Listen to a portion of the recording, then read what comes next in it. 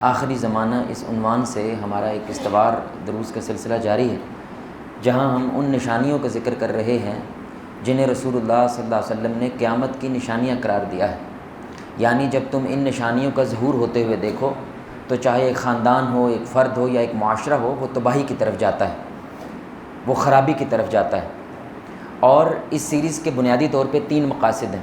یہ بڑی سننے کی بات ہے، بڑا اہم نقطہ ہے۔ ابھی جب میں آ رہا تھا تو یہ ذہن میں آیا کہ آپ دیکھیں، یقین جانیں کہ اگر مسلمان دنیا کے جو رہنما ہیں ان کے اندر کسی بھی حوالے سے اگر ایمان موجود ہے تو انہیں اپنے ملک کی پالیسیز جو ہیں وہ قیامت کی نشانیوں کے مطابق بنانی چاہیے، کیونکہ قیامت کی نشانیوں سے مراد کیا ہے کہ آج کی دنیا کو محمد الرسول اللہ صلی اللہ علیہ وسلم کی آنکھوں سے کیسے دیکھا جا سکتا ہے۔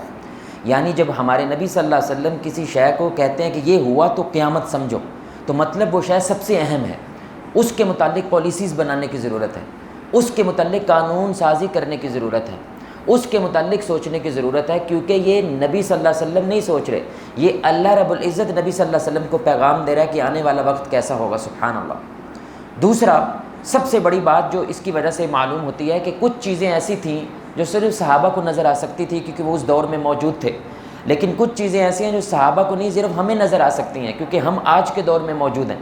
اور یہ جو قیامت کی نشانیاں ہیں یہ آخری دور کے متعلق ہیں، یہ دنیا کے خاتمے کے متعلق ہیں، تو اس سے ہمارے نبی صلی اللہ علیہ وآلہ وسلم پہ ہمارا ایمان جو ہے وہ پختہ ہوتا ہے، ہمارا جو ایمان ہے وہ مضبوط ہوتا ہے۔ اور تیسرا، اگر ملک قانون سازی نہیں بھی کرتے، وہ اس کی بنیاد پہ پالیسیز نہیں بھی بناتے، جو فرد ہے وہ کم از کم جب بھی وہ نشانی سنے تو اس کو چونک جانا چاہیے، وہ دیکھے کہ یار اس نشانی کے میں قریب ہوں یا اس نشانی سے میں دور ہوں۔ اگر میں قریب ہوں تو میں تباہی کے قریب جا رہا ہوں، اور اگر میں اس سے دور ہوں تو الحمدللہ میں امن کے قریب جا رہا ہوں۔ تو آج انشاءاللہ 4 نشانیاں ہیں جو ہم نبی صلی اللہ علیہ وسلم کی زندگی سے وہ بیان کریں گے، جو انہوں نے قیامت کی نشانیاں قرار دیا ہے۔ ان میں سے ایک نشانی وہ رشتوں کا یا خاندانوں کا آپس میں دور ہو جانا ہے، اس میں سے دوسری نشانی وہ زمین سے برکت کا اٹھ جانا ہے، اس کی تیسری نشانی کہ موٹاپا، موٹے ہونے والے لوگ جو ہیں وہ بہت زیادہ ہو جائیں گے، یہ قیامت کی نشانی ہے، اور چوتھا کہ وہ عدالت کا نظام جو ہے اس کا بیڑا غرق ہو جائے گا۔ سبحان اللہ۔ یہ 4 نشانیاں۔ اس میں سے پہلی نشانی حضرت حذیفہ بن یمان رضی اللہ تعالیٰ عنہ حدیث کے راوی، واللہ ابھی میں آنے سے پہلے وائف سے یہ حدیث ڈسکس کر رہا تھا اور میں نے اس سے کچھ نام پوچھے، کہتی ان کا نام تھوڑی معلوم ہوتا ہے۔ میں نے کہا نبی کہہ رہے ہیں کہ نام تو دور کی بات، آپ پہچانیں گے بھی نہیں کہ وہ لوگ کون ہیں۔ سبحان اللہ۔ اور ہم اپنے ہی خاندان کے بہت سارے لوگوں کے بچوں کے نام نہیں جانتے۔ میں نے پوچھا میری وائف سے وہ فلاں کے بچے کا بھلا کیا نام ہے، کہتی اس کا نام جاننا کیوں ضروری ہے؟ میں نے کہا خاندان کا ہے بھائی، ہماری فیملی کا بندہ ہے۔ اب ابھی حدیث سنیں، حذیفہ بن یمان رضی اللہ تعالیٰ عنہ حدیث کے راوی، رسول اللہ صلی اللہ علیہ وسلم سے پوچھا گیا قیامت کب آئے گی، تو آپ نے فرمایا اس کا علم تو صرف اللہ جانتا ہے، ہاں میں کچھ نشانیاں بتا سکتا ہوں۔ اور ان نشانیوں میں سے ایک ہے جب فتنے اور حرج وہ بہت عام ہو جائیں گے۔ تو صحابہ نے کہا یا رسول اللہ فتنے تو ہمیں سمجھ آتی ہے کہ وہ کیا ہیں، یہ حرج کیا ہے؟ تو آپ نے فرمایا یہ حبشی زبان کا لفظ ہے جس کا معنی ہے قتل و غارت عام ہو جائے گی۔ یعنی اس وقت دنیا کے 92 ممالک ہے میرے بھائی، 92، جہاں پہ ایک یا دوسرے حال سے جنگ جاری ہے۔ سبحان اللہ۔ اور ہمارے نبی صلی اللہ علیہ وسلم کہہ رہے ہیں یہ قتل و غارت عام ہو جائے گی۔ حالانکہ کوئی قتل نہیں ہونا چاہتا، کوئی خون نہیں دیکھنا چاہتا، کوئی تباہی نہیں چاہتا، لیکن یہ جو فتنہ و فساد شروع ہوگا اس کی ایک نشانی آپ نے فرمایا لوگوں کے درمیان اختلاف ایسا ہوگا کہ لوگ ایک دوسرے کو پہچاننا چھوڑ دیں گے۔ لوگ یعنی ایک دوسرے کو جاننا پہچاننا چھوڑ دیں۔ یہ کن کی بات ہو رہی ہے؟ جن کے لیے جاننا پہچاننا ضروری ہے، آپ ان کو جاننا پہچاننا وہ چھوڑ دیں گے۔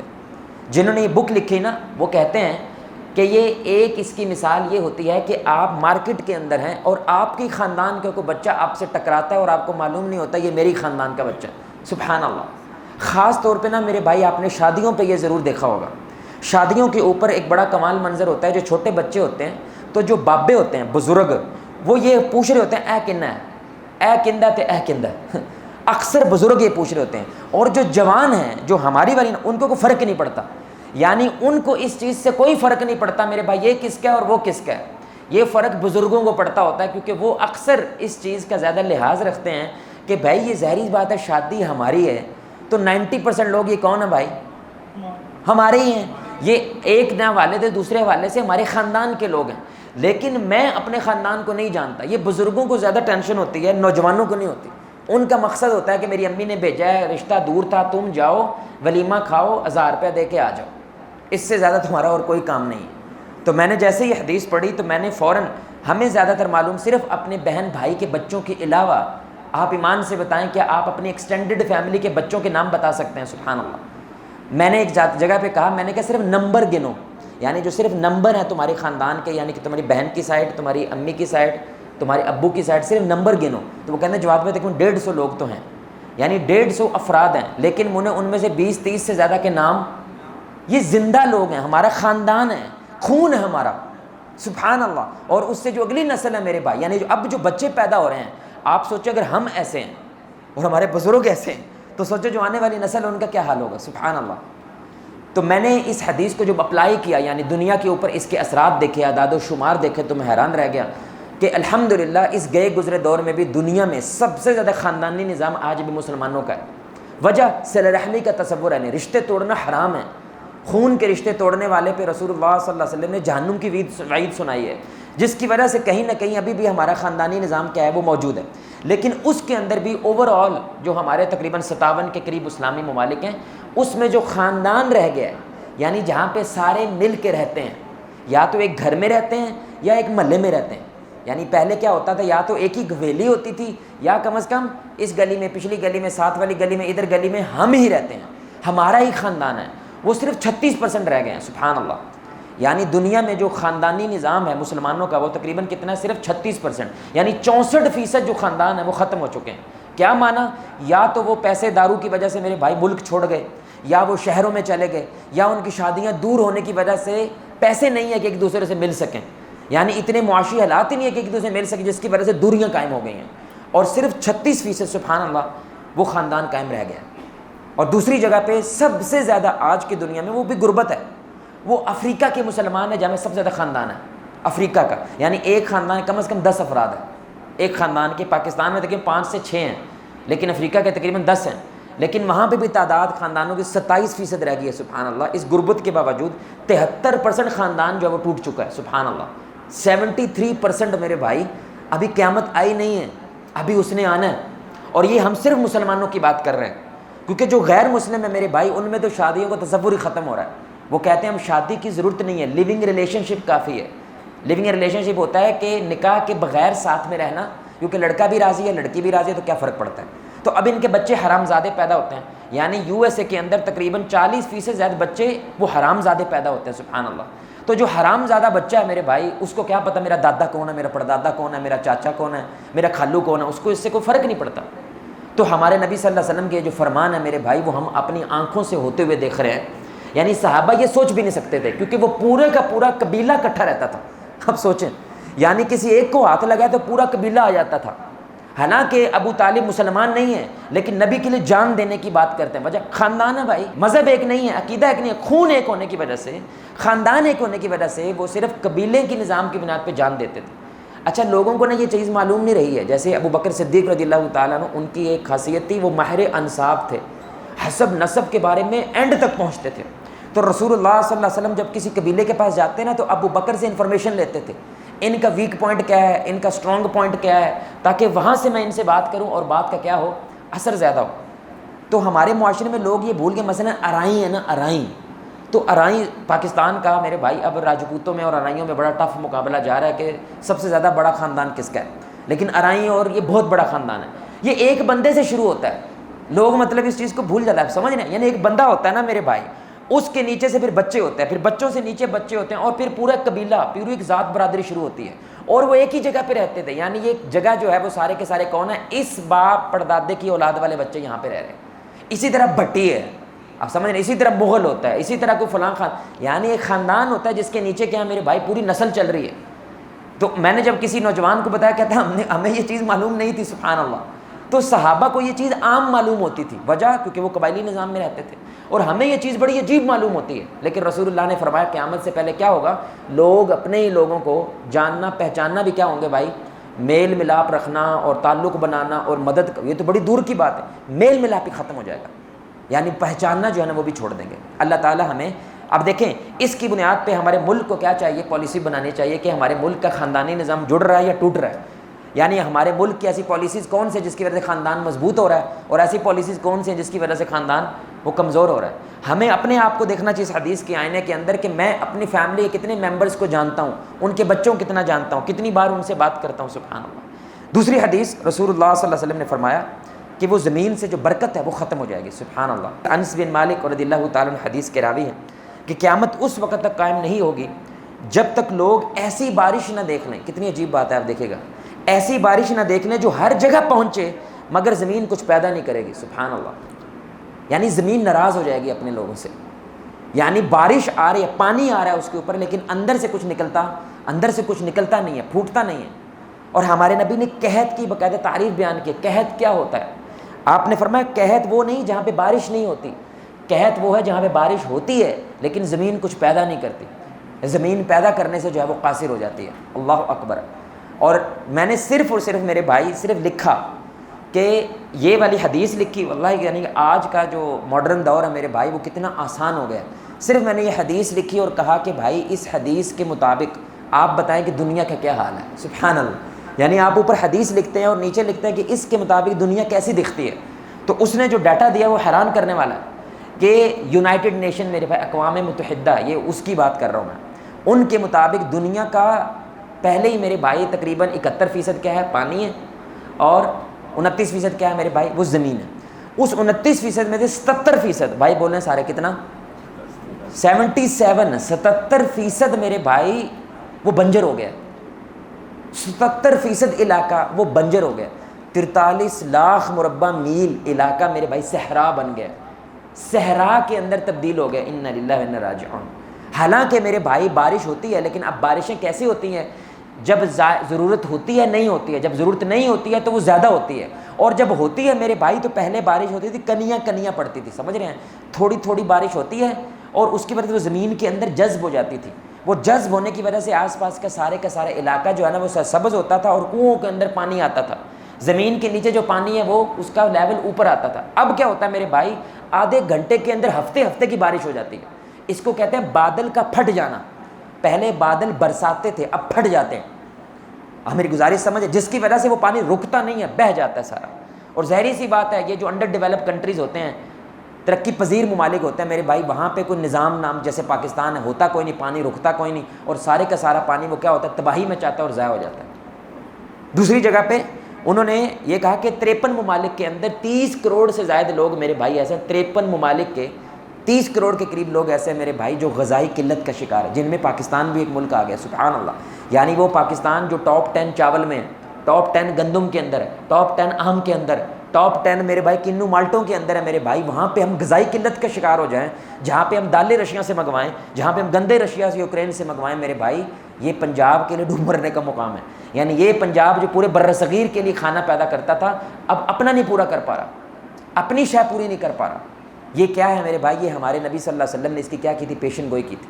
آپ نے کہا تھا یہ وقت آئے گا کہ زمین جو ہے وہ بارش ضرور ہوگی لیکن وہ اگانا ختم کر دے گی۔ صرف ایک زمبابوے ملک کے اندر میرے بھائی، جیسے ہمارے ہاں گندم کی روٹی زیادہ کھائی جاتی ہے، وہاں پہ مکئی کی کھائی جاتی ہے، کیونکہ مکئی بہت کاشت ہوتی ہے، تو 70% ان کی مکئی کی کاشت جو وہ ختم ہو گئی، یعنی 70% کم ہو گئی۔ یعنی اگر 100 کھیت وہ مکئی کے بوتے تھے، اب صرف 30 بوتے ہیں، سبحان اللہ۔ اور وہاں پہ تقریباً 10 کروڑ لوگ ہیں میرے بھائی جن کے یہاں سے ہڈیاں نظر آتی ہیں، یعنی ہڈیاں نظر آتی ہیں، ان کے پاس کھانا نہیں ہے، خوراک نہیں ہے، پینے کا پانی نہیں ہے، کیونکہ زمین جو ہے وہ کیا ہو چکی ہے، وہ بنجر ہو چکی ہے۔ صومالیہ والا علاقہ، سوڈان والا، یہ ہمارے مسلمانوں کے علاقے ہیں، یہ سارے کے سارے کیا ہے میرے بھائی، یہ بنجر ہو چکے ہیں، یعنی کچھ اگتے ہی نہیں ہے وہاں پہ۔ اللہ تعالیٰ میرے بھائی ہمیں اس سے محفوظ رکھے، اور حکومت کو کیا چاہیے، ہمارے نبی کی اس پیشن گوئی کے مطابق اپنے ملک کا کیا کرے، اس کا خیال رکھے۔ تیسری حدیث آپ دیکھیں کتنی عجیب حدیث ہے، یہ دوسری حدیث بتایا جہاں پہ روٹی نہیں ہے، سمجھ رہے ہیں، تیسری حدیث ہے روٹی بہت زیادہ ہے، سبحان اللہ، کتنی عجیب بات ہے۔ رسول اللہ صلی اللہ علیہ وسلم نے فرمایا، بخاری کی حدیث ہے، عمران بن حسین رضی اللہ تعالیٰ عنہ حدیث کے راوی، آپ نے فرمایا بہترین نسلوں کے بعد ایسی نسل آئے گی، یعنی خیر القرون والی جو نسل ہے وہ بہترین نسل ہے، ان کے بعد ایسی نسل آئے گی میرے بھائی جن میں موٹاپا جو ہے وہ عام ہو جائے گا۔ جن میں کیا عام ہو جائے گا میرے بھائی، موٹاپا وہ عام ہو جائے گا۔ علماء کہتے ہیں اس کے 3 مطلب ہو سکتے ہیں۔ نمبر 1، یعنی جن میں یہ موٹاپا عام ہوگا وہاں پہ کھانا جو ہے اللہ کی نعمت ہے وہ وافر ہیں، وہ بہت زیادہ مقدار کے اندر کیا ہے وہ موجود ہیں۔ ظاہری سی بات ہے جتنی زیادہ مقدار موجود ہوتی ہے وہ کھانی ہے نا، وہ ضائع تو نہیں کرنی ہے، تو وہ لوگ زیادہ کھانے کی وجہ سے کیا ہوں گے، موٹے ہو جائیں گے۔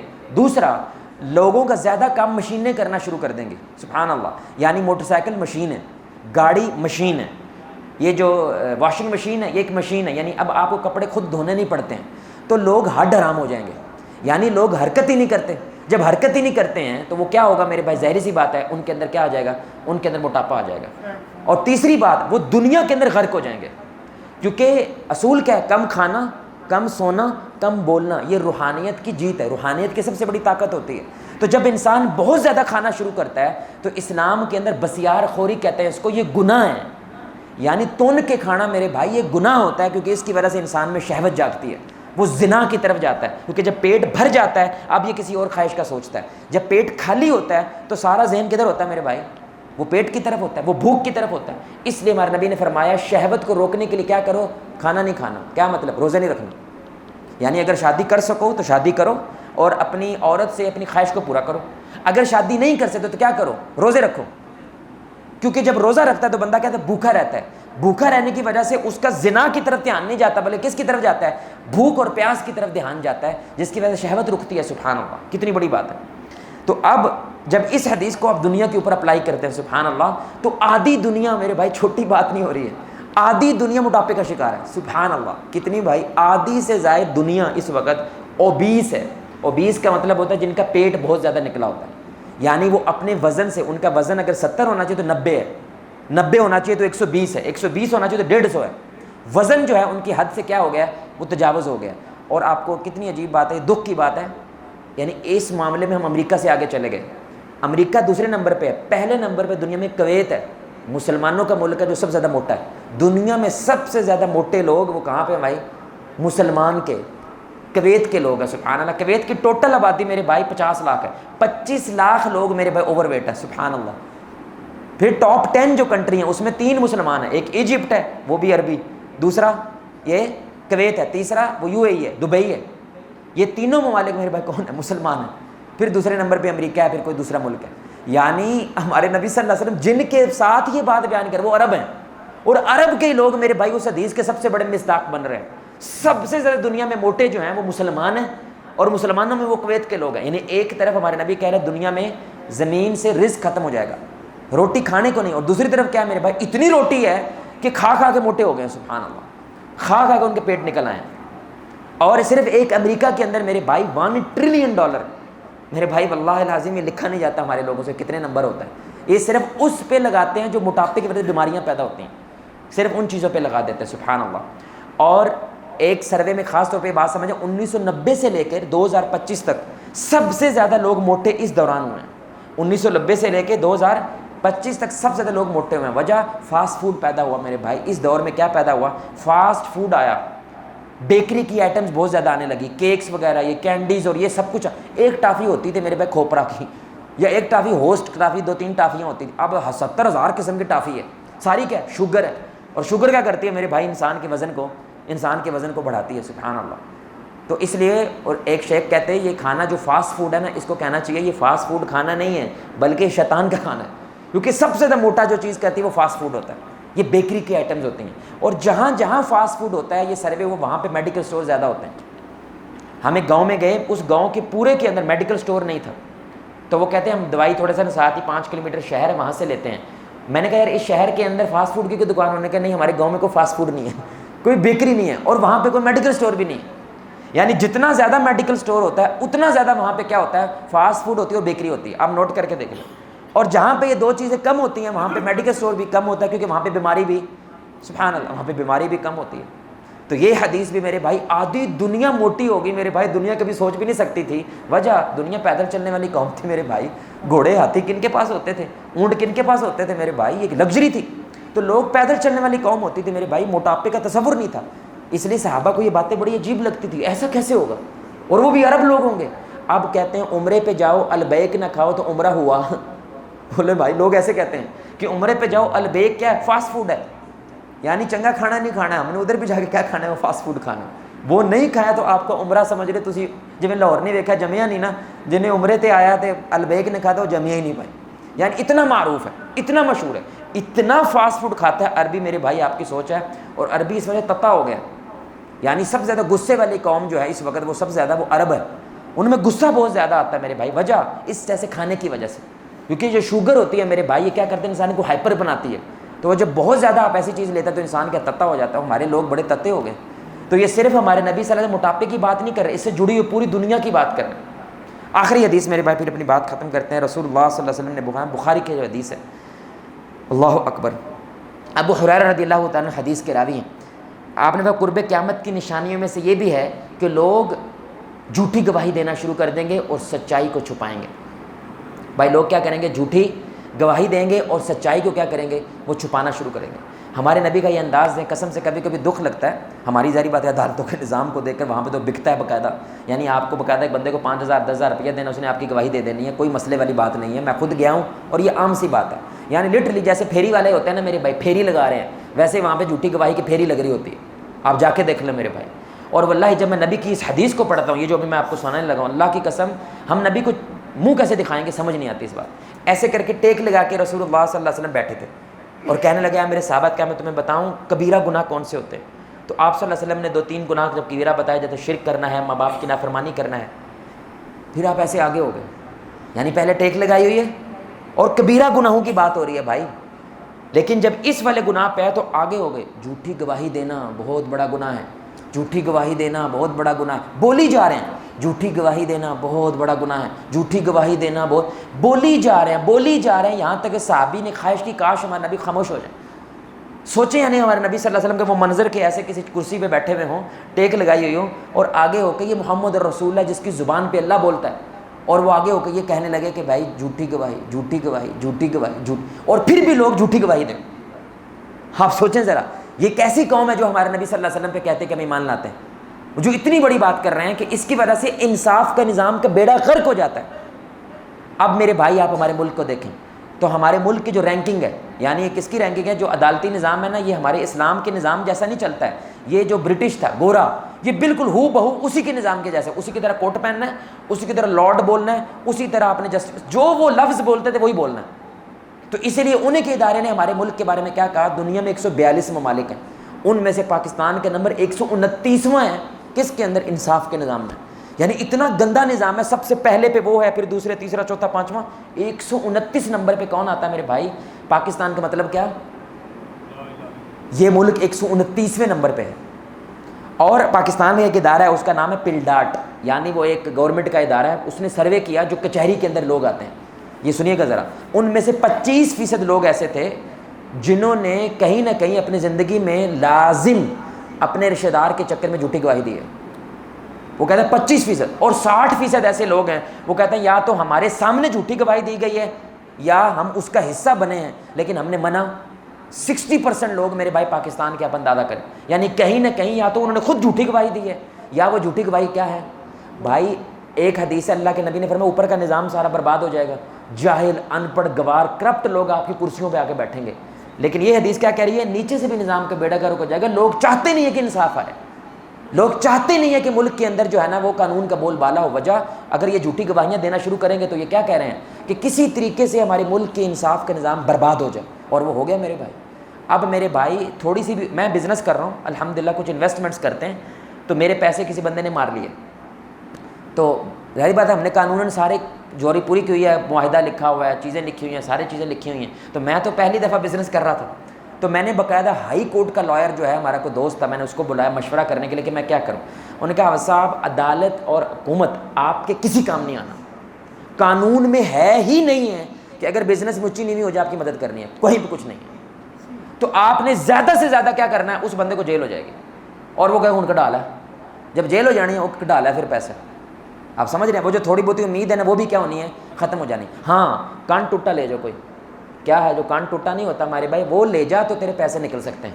یعنی اگر تو اس سے تگڑا ہے نا میرے بھائی تو پیسے نکل جائیں گے, اگر تو نہیں ہے تو معاف کر دے بھائی, یا قیامت کے دن جا کے لے لینا. یہ مجھے کون کہہ رہا ہے, ہائی کورٹ کا لائر کہہ رہا بھائی, اس کو پیسے بھی دینے ہیں ہم نے, اس کے فنڈ بھی ہیں. اس نے کہا میں تو چاہوں آپ کے 6-7 مہینے آرام سے نکلوا لوں گا, ہر مہینے پیسے ملیں گے, لیکن ہونا کچھ نہیں ہے آپ صاحب. میں نے کہا لیکن یار حکومت کہیں پہ تو کچھ کرتی ہوگی ہمارا. انہوں نے کہا کچھ نہیں کرتی بھائی, قانون ہے ہی نہیں ہے, کوئی قانون نہیں ہے کہ اگر آپ کے پیسے کو مار لے بزنس میں. وہ کیا کہتے ہیں بزنس میں ہوتا رہتا ہے, ہم کیا کر سکتے ہیں. ہاں تجھے راضی کرنے کے لیے 2-4 چپیڑے مار دیتے ہیں اس کو, تو بس ٹھیک ہے, پیسے کوئی نہیں ہمارے پاس. انا للہ و انا راجعون. واللہ میرے بھائی وہ دن ایک دفعہ میں عدالت میں گیا ہوں, اللہ کبھی نہ لے گا, اللہ کسی دشمن کو ہمارے ملک کی عدالتوں میں نہ لے کے جائے بھائی, اللہ کی قسم. اللہ کرے ہماری مسجدوں کے اندر ہمارا امام پہ اتنا بھروسہ ہو جائے کہ ہم اس کی بات کو مان لیں واللہ, اور ہمارے پاس کوئی چارہ رہ کوئی نہیں گیا. میں عدالت میں گیا ہوں, ظاہری بات ہے میرا ایک موقف تھا, میں نے نا پوری تقریر یاد کی ہوئی تھی, ویسے ہی ہم تقریر کرنے والے ہیں کہ میں پہلا یہ پوائنٹ بولوں گا, پھر یہ پوائنٹ یہ بولیں. میں لٹرلی عدالت میں گیا ہوں تو لائن لگی ہوئی تھی, اور میں تیسرے چوتھے نمبر پہ تھا. میرا ٹائم آیا, کیا نام ہے جی جواد, تو جواد ہے ادھر اے تو کیتا ہے, میں لیکن میں او کیتا ہی کہ نہیں کیتا, میں کہا جی غلطی تو ہوئی ہے, ایسے سائن کر, انگوٹھا لایا واپس, چلو جرمانہ پرت جاؤ. میں گل تو سن یار میری بھائی, اور لیکن اس نے جو ماحول بنایا, اس نے جو منہ بنایا میرے بھائی, وہ کہتا ہے مر جانا بات نہیں کرنی. تو ہمارا جج ہے خاندان کا الحمدللہ سول کورٹ کے اندر, میں ان کے پاس گیا, میں نے کہا یار کو بات کرو, بات تو کرنے دو بھائی, مجھے اپنی بات تو رکھنے دو. انہوں نے کہا صاحب اس نے روزانہ 150 سے 200 مقدمے سننے ہوتے ہیں, گال سننے کا ٹائم ہے. میں کہا یار یہ کیا بات ہوئی بھائی, تو انصاف نہیں ہوگا تو سننے کا فائدہ کیا ہے. کہتا ہے بس اے جا کے حکومت نے دسو, ساڈا یہ کام نہیں ہے. تو کیا کام ہے بھائی آپ کا. تو میرا ایڈوکیٹ دوست ہے, اس نے بڑا لیول کا جملہ بولا, میں نے کہا یار تیرے منہ سے نکل گیا جملہ. اس نے کہا حافظ صاحب ہم ایڈوکیٹ ہیں, ہر وقت کچہری میں ہوتے ہیں, وہاں پہ لا کی بات ہوتی ہے جسٹس کی نہیں. واہ اکبر, یعنی وہاں پہ صرف یہ بتاتا ہے تو اے قانون توڑے تو وہ قانون توڑے ہے, لیکن انصاف ہونا ہے اس قانون کا, یہ بات ہوتی نہیں ہے وہاں پہ. اور اب جو عدالتوں کا نظام ہے, اب تو جج رو رہا ہوتا ہے بیٹھ کے, بھائی میں کچھ نہیں کر, لٹرلی جج رویا ہے اور کہتا ہے میں لکھ دیتا ہوں لیکن ہونا کچھ نہیں ہے. اندازہ کریں میرے بھائی, جج بیٹھ کے بول رہا ہے یار, میڈیا پہ بول رہا ہے, ریکارڈنگ ہو رہی ہے, وہ کہتا ہے میں نے بول دینا ہے, لکھ دینا ہے, ہونا کچھ نہیں ہے میرے بھائی. آپ دیکھیں میرے بھائی, ہمارے نبی نے کہا تھا یہ ہوگا, ایک وقت آئے گا کہ عدالت کا نظام کیا ستیہ ناس ہو جائے گا. اس کا نقصان کس کو ہے؟ عوام کو. آپ کدھر جائیں گے؟ آپ ایمان سے بتائیں, آپ کے گھر پہ قبضہ کر لے, کدھر جائیں گے آپ؟ کیا ہے آپ کے پاس؟ اور ہم نے کیا کیا, یہ جھوٹی گواہیاں دے کے اس کے نظام کیا کر رہے ہیں, بیڑا غرق کر رہے ہیں. یعنی آپ اگر سچی گواہی دیں گے تو کم از کم کو امید رہے گی کہ عوام چاہتے کہ انصاف آئے. یہاں پہ تو 60% پاکستانی کیا ہے میرے بھائی, وہ جھوٹی گواہیاں دے رہے ہیں. انا للہ و انا راجعون. اللہ تعالیٰ سے دعا ہے میرے بھائی, اللہ ہمیں ان احادیث کے مطابق رہنما نصیب فرمائے جو ان کو مد نظر رکھتے ہوئے ہمارے ملک کی پالیسیز بنائیں. اور اللہ تعالیٰ ہمیں یہ جو ہمارے نبی نے ہمیں سپیڈ بریکرز بتائے ہیں, یہ ہمارے نبی نے ہمیں کھائیاں بتائی ہیں کہ یہ کھائیاں تباہی کی طرف لے کر جاتی ہیں, اللہ ہمیں ان سے بچنے کی توفیق عطا فرمائے. اور اللہ تعالیٰ سے دعا ہے کہ اللہ تعالیٰ آپ کو, مجھے, ہم سب کو محمد رسول اللہ صلی اللہ علیہ وسلم کی ذات کے ساتھ جنت الفردوس میں اس انداز سے اکٹھا کریں, ہم سے مل کے اللہ کے چہرے کو آسمان میں دیکھیں, 14ویں رات کا چاند. سبحانک اللہم وبحمدک اشہد ان لا الہ الا انت استغفرک و اتوب الیک.